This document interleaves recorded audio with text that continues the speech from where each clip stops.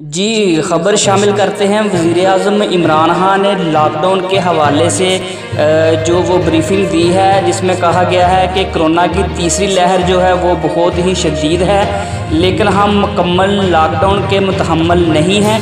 तफ़सीलात के मुताबिक वज़ीर-ए-आज़म इमरान खान की ज़ेर सदारत कौमी राब्ता कमेटी बराए कोरोना NCC का इजलास हुआ, जिसमें वज़ीर-ए-आज़म इमरान खान और चारों वज़ीर आला की टेलीफोनिक गुफ्तगू हुई।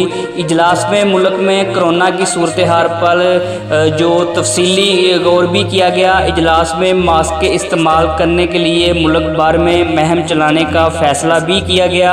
इजलास को मुल्क भर में जारी वैक्सीनेशन के अमल और ख़रीदारी पर भी ब्रीफिंग दी गई।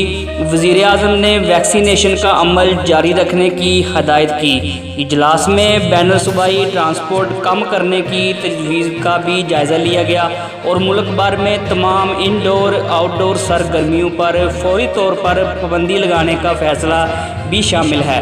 पाबंदियों का इतलाक़ 8% से ज़ायद मुस्बत केसेस के अज़ला और शहर में होगा।